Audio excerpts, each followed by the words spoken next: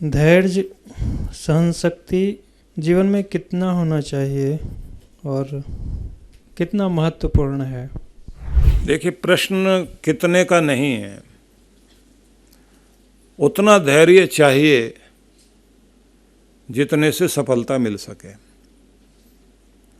बीज बोया है जमीन में तो धैर्य रखना पड़ेगा कि वो अंकुरित हो सके। कहा जाता है कि बंदरों ने बाग लगाया, आम के बीज बोए, आम की गुठलियां बोने के बाद उन्होंने कहा कि अब अपना ही बाग उगेगा, ये माली हमको डंडे मारता है। जब अपना बाग लग जाएगा और उसमें फल लगेंगे तो हमें दूसरे के यहाँ जाना ही नहीं पड़ेगा। तो बंदर गुठली लगाकर जमीन में 2-4 घंटे तो बैठे रहे। 2-4 घंटे के बाद बोले, ऐसा ना हो कहीं जम गया हो और हमें पता ही ना लगा हो। थोड़ी देर के बाद उखाड़ के देख लिया, जब देखा उसमें तो कुछ हुआ ही नहीं, तो गुठली को तोड़ा और उसके बाद उस बीज को भी तोड़ा और फिर सब ने थोड़ा थोड़ा टुकड़ा करके बिखेर के चले गए और बोले अपने बस का काम नहीं है।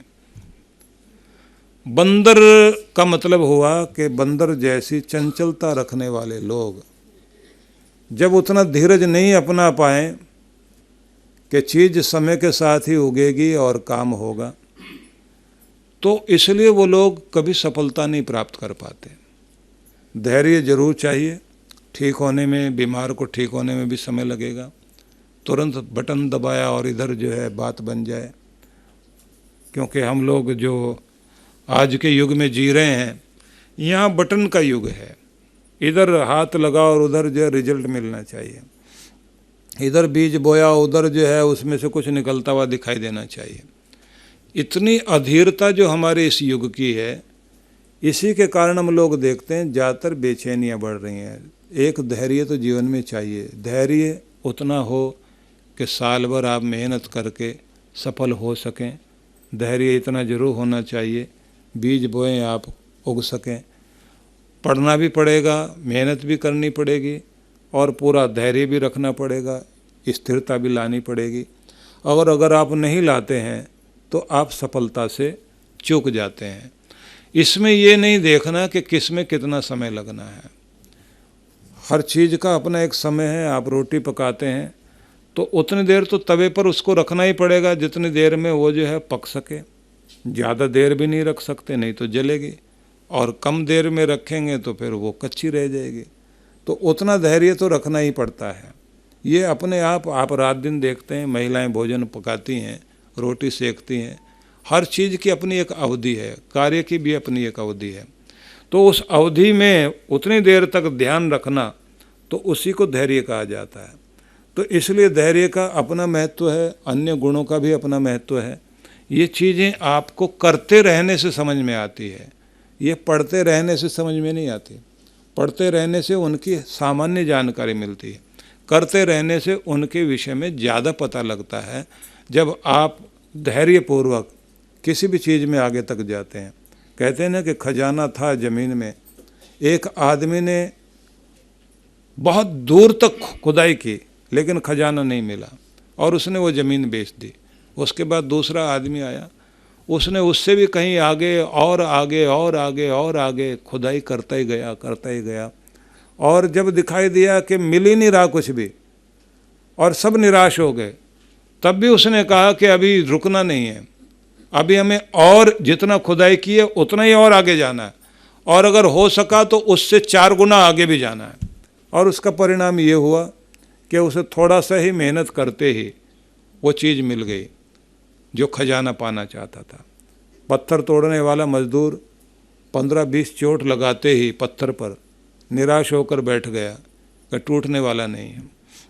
अगला आदमी आया, एक चोट मारी, पत्थर टूट गया। अब ये कहता है इसकी किस्मत में लिखा था टूटना, मेरी किस्मत में लिखा था कि नहीं टूटना, इसलिए उसके तो एक चोट मारते ही टूट गया और मेरे 20 मारने पर नहीं टूटा। वो ये बात भूल गया कि अगर तू थोड़ा धैर्य रखता, एक चोट और मार देता तो पत्थर तेरे से ही टूट जाता। क्योंकि जिसकी एक चोट से टूटा है वो एक चोट से नहीं टूटा, उसमें 20 पहले लग चुकी थी, इसलिए आखिरी वाली लगनी जरूरी थी। अगर उतना धैर्य व्यक्ति रख सके तो हर आदमी अपने दुर्भाग्य के पत्थर को तोड़ेगा और उसकी ज़िंदगी सफल होगी। इसलिए उतना धैर्य तो चाहिए जितने से बात बनती है। अब वो कितना चाहिए ये कोई मात्रा निश्चित नहीं की जा सकती। ये ध्यान रखना होता है कि हर सफलता के लिए अलग अलग तरह का धैर्य होता है। अगर हम पढ़ें एडिसन के बारे में, जिसने 2000 के लगभग दुनिया में बड़े से बड़े चमत्कारी कार्य किए, आविष्कार किए, तो 600 बार अपने बल्ब बनाने के कार्य में वो फेल हुआ।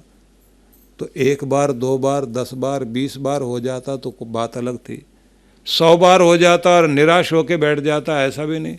उसका धैर्य देखिए, वो 600 बार फेल होने के बाद भी जब उससे पूछा गया कि अब क्या कहते हो, बोले अब मैं निकट हूँ। इस बात से ये पता लग रहा है मैं जितनी तरीके से सफल हो सकता था वो सब तरीके ढूंढे, कितने कारणों से बात नहीं बनी वो सब समझ में आ गया। इसका मतलब अब 2-1 कारण ही ऐसे बचे हैं जिससे सफल हो सकते हैं, तो मैं निकट हूँ।